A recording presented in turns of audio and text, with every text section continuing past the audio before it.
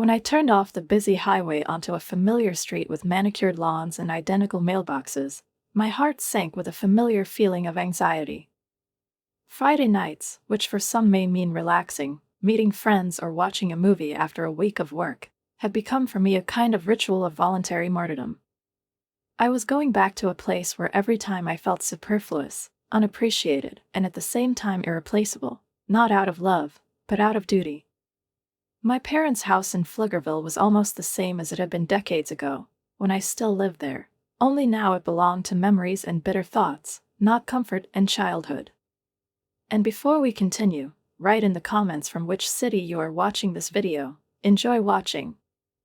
The car braked smoothly to the curb.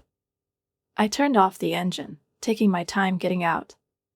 My fingers continued to grip the steering wheel, as if my balance depended on it. The air in the cabin was stagnant, tense, just like me. I ran my hand over my face, then exhaled, opened the door and stepped out into the cool evening air. A child screeching could already be heard on the porch. The nephews had staged some kind of noisy attraction again. I pulled up my sleeves and went to the door. "Oh, Savannah, you're here," Mom peeked out of the kitchen, still stirring something in the pot. "Hi, Mom." I put my bag at the entrance, took off my jacket, which no one offered to hang up. Kelly's voice came from the living room. "You're late, we've almost started without you." I held back my irritation. Her tone was familiar, a little reproach, a little superiority.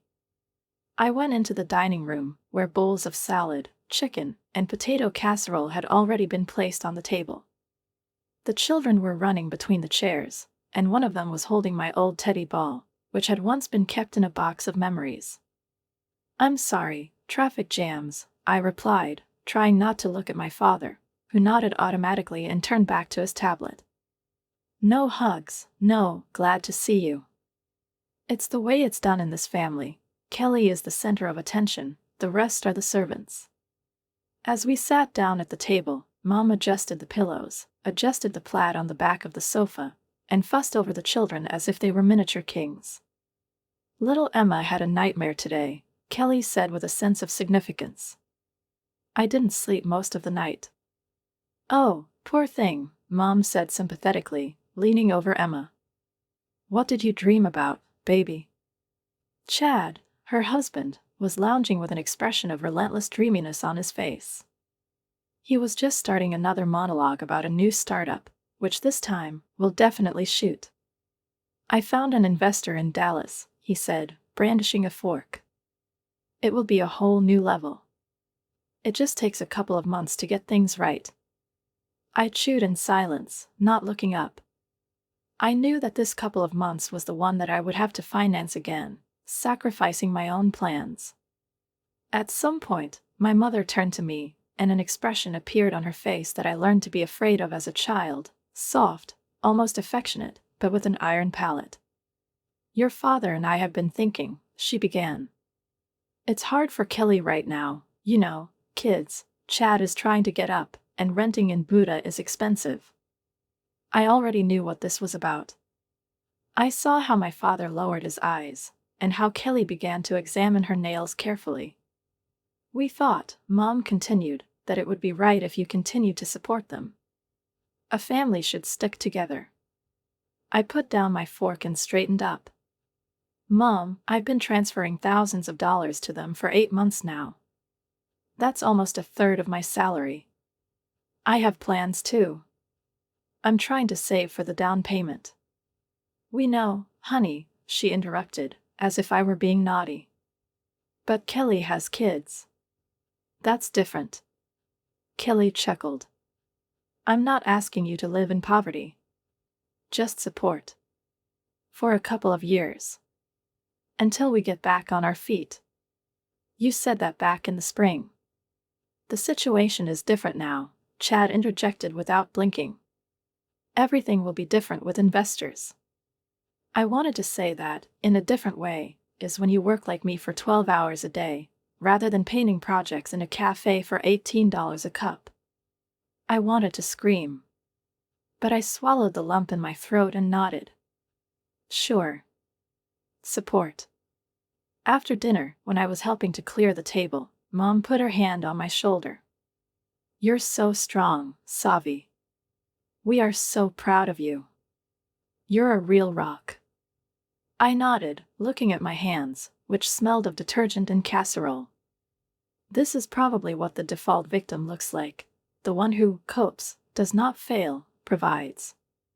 Later, in the car, I sat without turning on the ignition and stared at the dark sky over the suburbs for a long time. The stars were the same as in childhood, but now they seemed distant, cold, alien. I tried to remember the last time I did something really for myself. Not out of a sense of duty, not out of fear of being a bad daughter or selfish. I couldn't. I returned home later than usual, with a heaviness in my chest and a strange, sticky feeling. She opened the refrigerator, where packages of instant noodles stood forlornly on the top shelf. I took one, turned on the water, and while the kettle was humming, I automatically opened social media. Kelly posted photos from the new Italian restaurant. The caption read, "Finally, a well-deserved family evening." I didn't like it.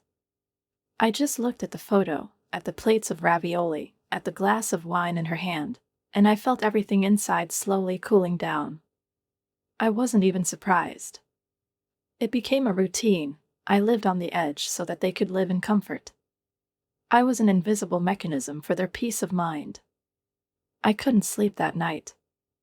I lay staring at the ceiling, remembering every little thing, every conversation in which my "no" had no weight. And suddenly I realized that I had not agreed to such a life. I'm just used to it.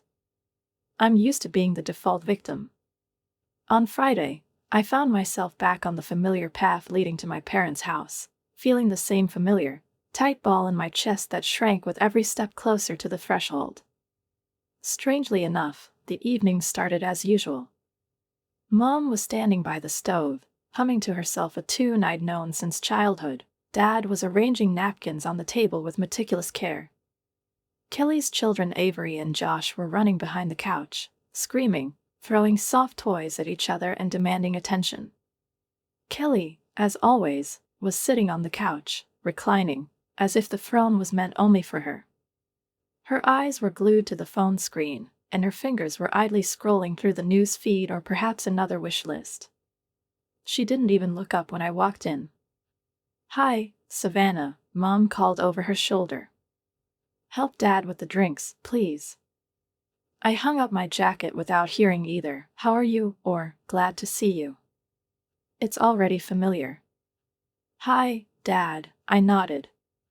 "Good evening, sweetheart," he said softly, but without warmth. "Orange juice or lemonade?" "Lemonade, thank you." We sat down at the table. Mom laid out the chicken, green beans with almonds, and cornbread, and as soon as everyone started putting food on, Chad was already talking. So, he began with his usual energy, which always carried more self-confidence than substance. "I have a new opportunity on my nose. A guy from San Antonio invited me to join the business. We are talking about an application for the exchange of services between parents. It will be something like an Uber, just for babysitters." He spoke without noticing how Kelly rolled her eyes invisibly, and I had to stifle a sigh. He's probably had about 5 such ideas in the last 2 years. "Investors are already on the way," he continued. "We just need a little time." "Sounds ambitious," Dad muttered, wiping his mouth with a napkin. "You're talented, Chad. We just have to not give up." "Exactly," Mom nodded.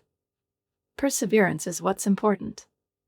I was looking at my plate, suddenly feeling that even the food had become somehow tasteless. Mom looked up again, and her face took on an expression that always made my palms feel cold. Something between solemnity and impatient expectation. "Your father and I want to discuss something with you," she said. Everyone fell silent.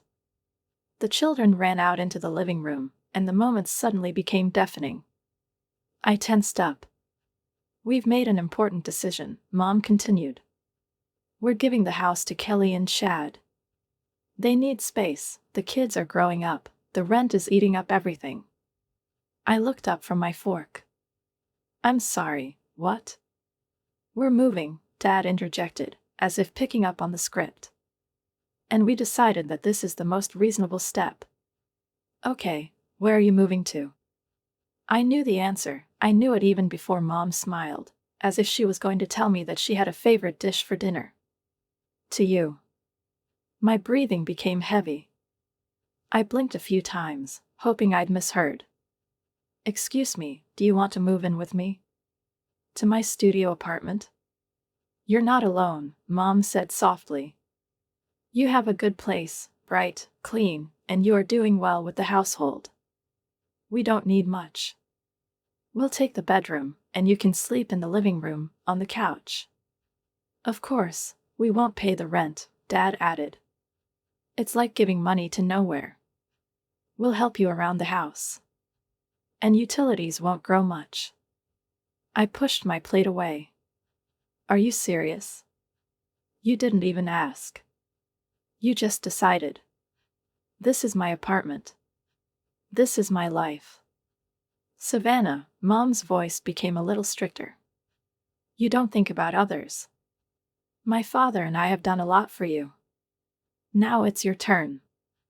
Yes, Kelly said, and don't forget that you're still making $1,000 transfer. We are still in the process of rebuilding our finances. I looked at all three of them, at Kelly's smug face, at Chad's blank stare, at Mom's stern but supposedly loving mask. And suddenly everything became crystal clear. They don't see me here. I'm being used here. I stood up, and the chair creaked loudly on the floor. I have to go, I said. I need to get the bedroom ready. That's a good girl, Mom said, getting up to hug me. We will arrive in a week. Just don't forget to buy more towels. I didn't answer. She didn't turn around. She just went out. In the car, my hands were shaking as I held the steering wheel. The sky was covered with gray clouds, the air was stuffy, and I couldn't breathe. Everything that had been accumulating for years came rushing out: resentment, indifference, sacrificed dreams. I couldn't take it anymore. At home, I sat on the couch and typed the number into the phone book. Russell answered almost immediately. Russell? This is Savannah. I need to talk urgently. Is something wrong with the apartment? But my parents decided to move in with me. Without my consent. I don't want them to know where I live. Pause. Then Russell's voice softened. You know, it's terrible. My brother did something similar with his daughter. Some people just think they have the right. I'd like to move out. Is it possible without penalties? No problem, he said. I just got an apartment vacated in South Austin. A little less than yours, but the rent is the same. It's yours if you want it. I want to. Tomorrow. Agreed. Come over in the morning, we'll sign the papers. I ended the call and sat in complete silence. Then she got up, took out boxes from the closet, garbage bags, and began to collect everything that had the slightest value. I worked late into the night, tired but inspired. With every book I packed, with every shirt I folded, I felt what had been taken away from me coming back: control, dignity, myself. I was already at Russell's office this morning. He handed me the keys to the new apartment. When are your parents coming? Tell them that I don't live here anymore. Don't give them my new address. He nodded, with a slight smile.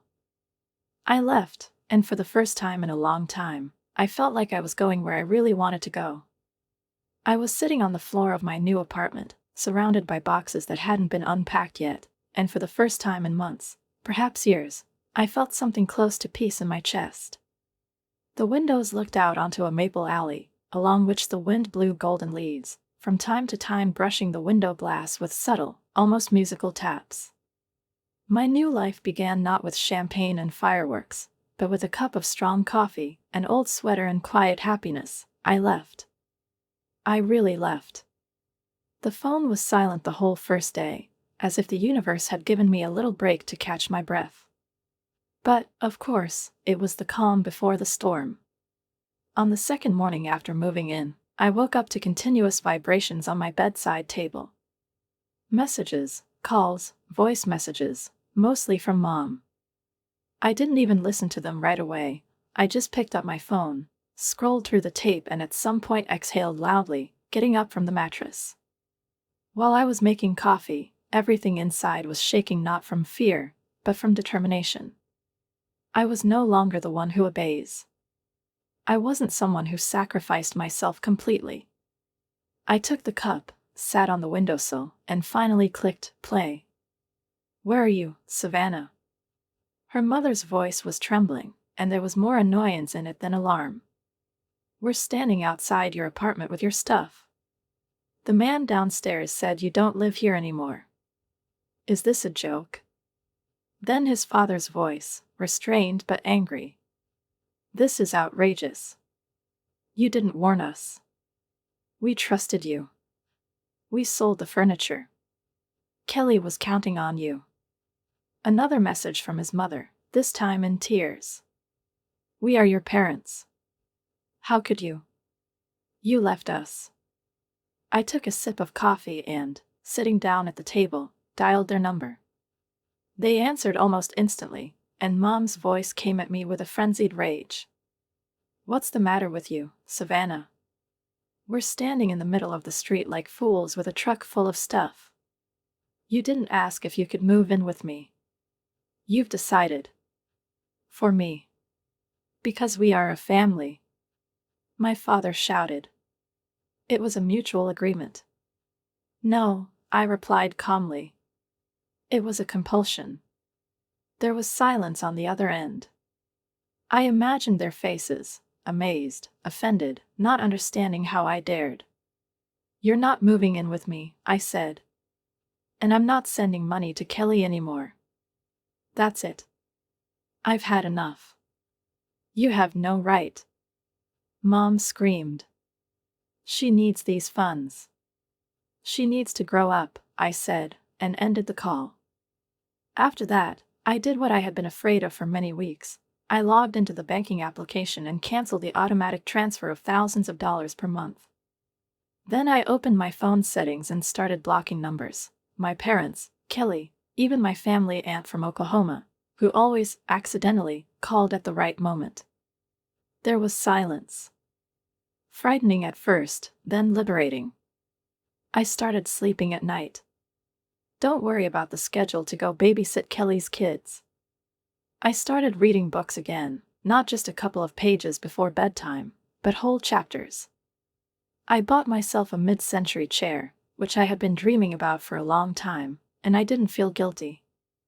No one told me that it was a waste. No one reminded me that Kelly's kids didn't have new shoes. I ate fresh food, not instant noodles. I started making face masks just because I could. And, for the first time in a long time, I began to smile unplanned. Not politely, not automatically, but really. But the family did not give up. A week passed, and a new wave began. Calls from my uncle from Louisiana, a second cousin I hadn't spoken to in years. Even Kelly's former babysitter called, supposedly just missing me. All the conversations boiled down to the same thing. "Where do you live now, honey?" I wasn't being led. At first, she politely declined, then just hung up. One evening, I was leaving work when I noticed a familiar car, an old blue Ford Explorer that my parents had owned since I was in college. The car was parked on the side of the road, in the shade of a tree, but I recognized it immediately. I was walking by, pretending not to notice, but when I got into the car, I saw the headlights turn on in the rearview mirror. They were following me. I wasn't panicking. I was angry.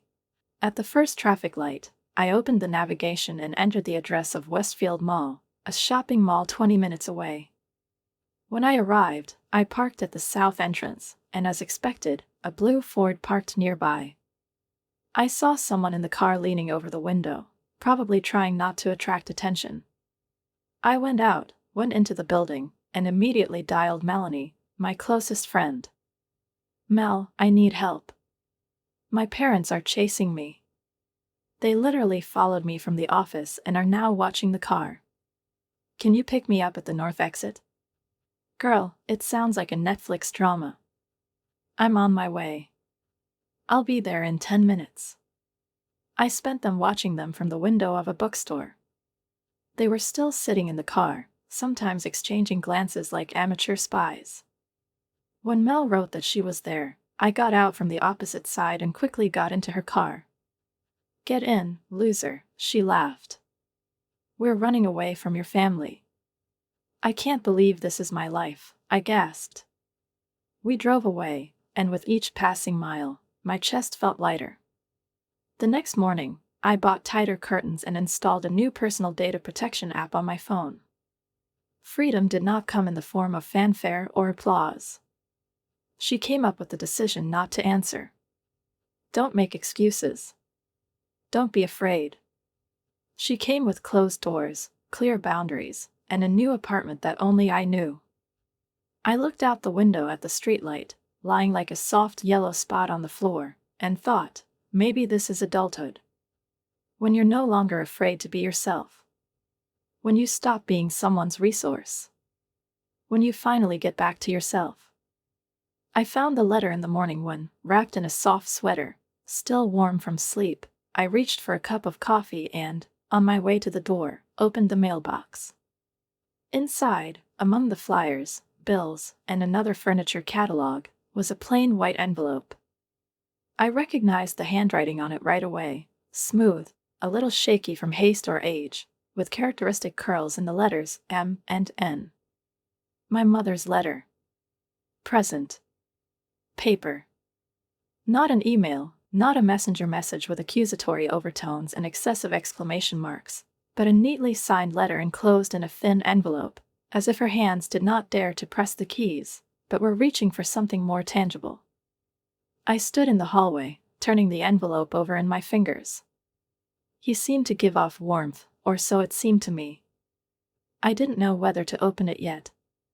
In recent months, I've learned to filter out everything that was pushing, manipulating, and hurting.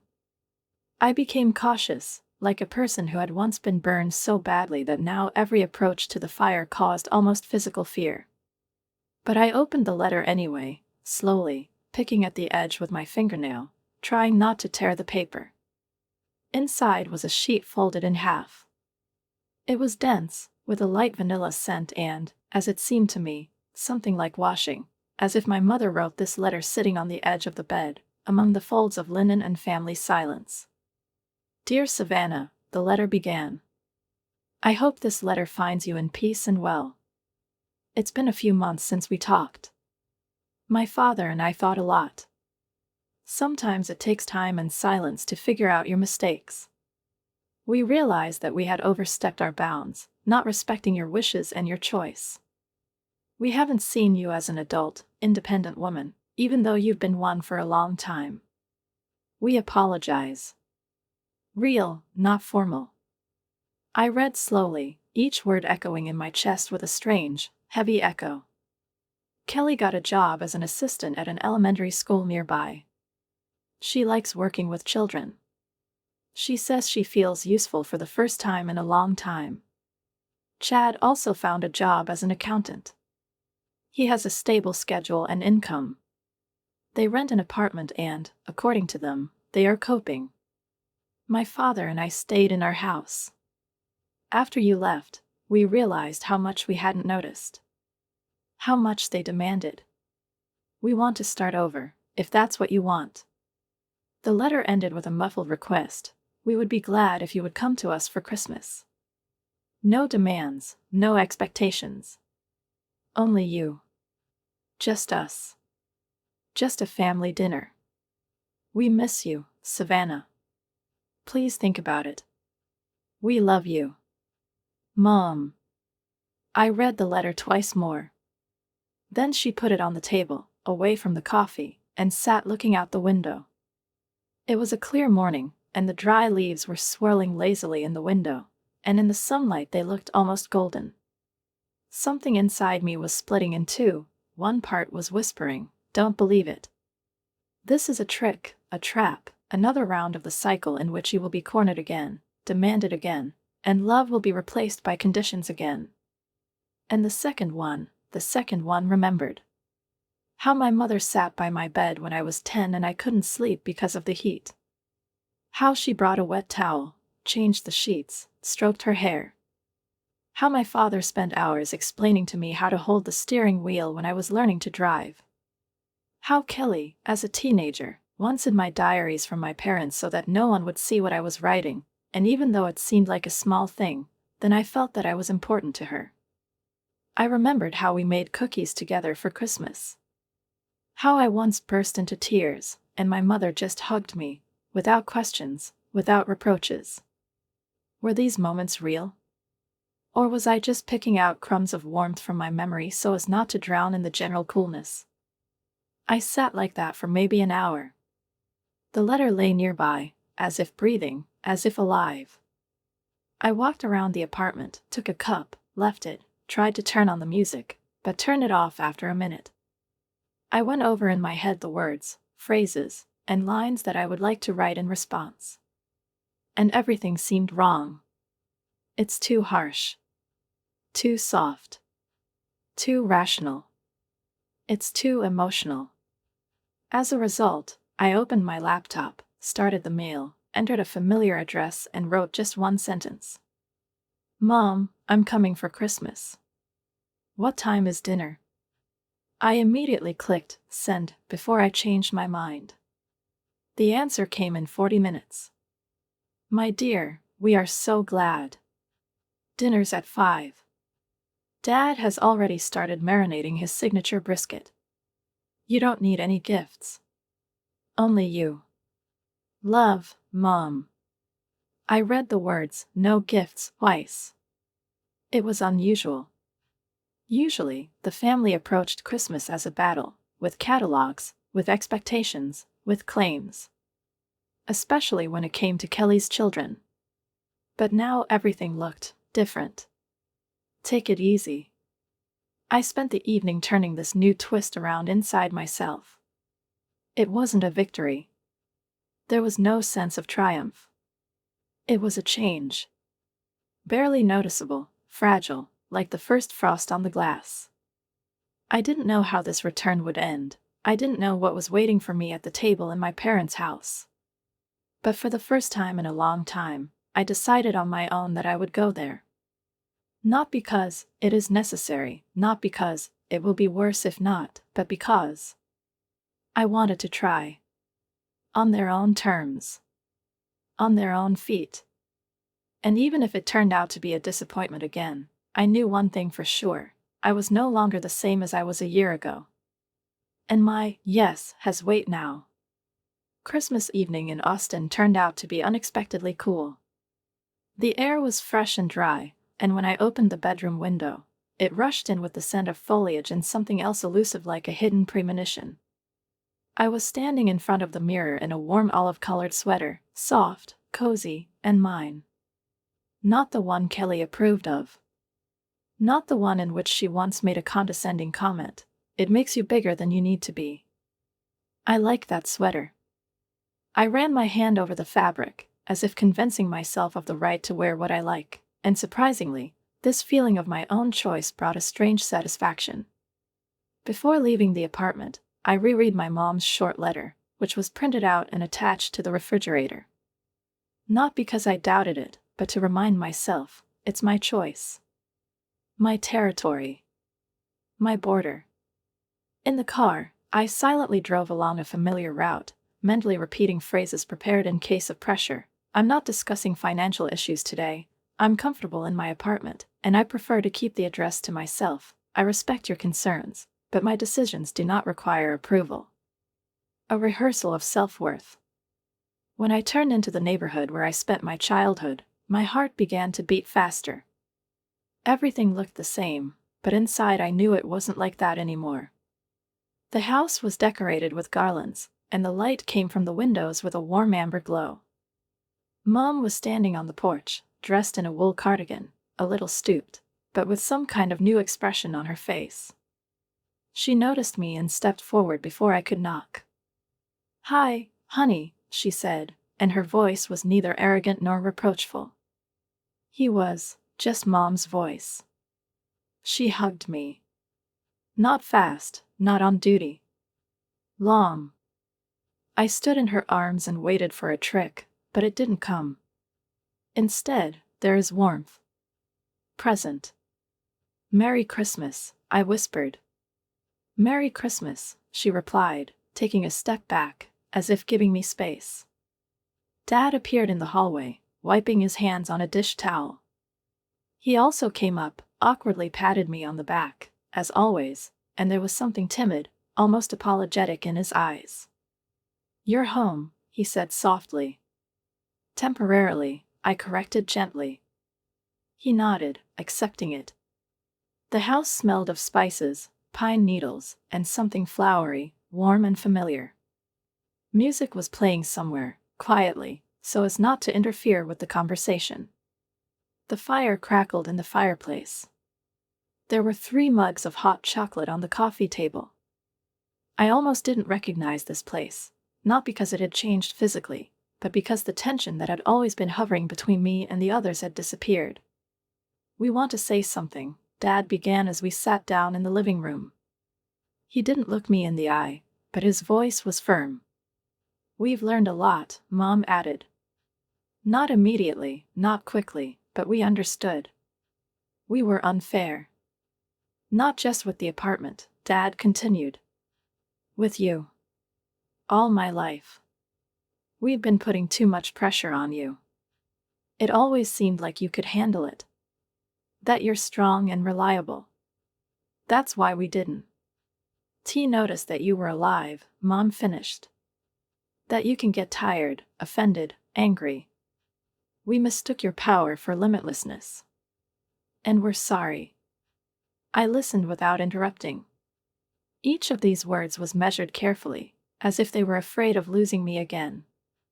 I was in no hurry to believe. But she listened. "We love you, Savannah," Mom said. Even when they couldn't show it. Especially then. We sat in silence, not heavy, but filled. I felt something slowly unfreezing in my chest. Not forgiveness, no. It's still early. But maybe a move towards it. The doorbell rang. I tensed up inside. Kelly. Chad. Children. Their arrival was, as usual, theatrical. The children ran in first, wearing hats with pom-poms and holding sticky candies in their hands. Kelly came in next, wearing a black coat, with a slightly faded look. She saw me and froze. "Savannah," she said. "Callie. Merry Christmas." She came closer. Her gaze was unusually direct. "Me. I want to apologize. Not just for the money. For everything. For the way we treated you. I was a terrible sister."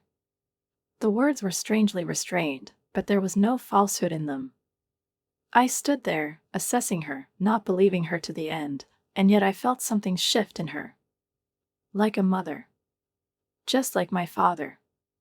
"Thanks for telling me," I said, and at that moment I felt one of the inner anchors coming off. The dinner was held in amazing silence, not tense, but warm. No one asked about my apartment. No one brought up the topic of translations. No one made fun of my decisions. Avery spilled the juice, and Kelly silently put it away without even looking in my direction. Chad talked about his new job without mentioning startups. Mom praised my hairstyle. Dad laughed at an old joke I told. I allowed myself a piece of pie. Hot chocolate. Laugh. To relax. When the evening was coming to an end, my mother walked me to the door. "Will you come for the new year?" "What is it?" she asked cautiously. I looked at her. One good evening doesn't erase the past. but it can be a start. I'll think about it. Good. Just think about it. She hugged me again, not obtrusively, but tightly. I got in the car and started the engine. For the first time in months, I didn't feel heavy in my chest after a family evening. Just fatigue. Pure, human. And a strange but quiet joy. I was here. Of my own free will. On their own terms. When I woke up the morning after Christmas, the apartment was quiet, and the air was cool and transparent like glass. The rays of the winter sun penetrated through the translucent curtains, lay on the wooden floor in streaks of light. I lay wrapped in a blanket and took my time getting up, listening to myself, my body, and my thoughts. There was no heaviness, no habitual anxiety, no obsessive feeling that I had done something wrong. I didn't feel guilty. And it seemed almost unusual. Last night was a no-brainer. I was returning home, holding a small box on my lap. Inside was a pair of warm mittens that my mother knitted herself. A modest, warm, and truly personal gift. We exchanged small things, candles, chocolates, books for children. Without excessive pomp. Without any mercantile overtones. No one tried to measure my love for my family by the value of the box or the brand. No one said I should.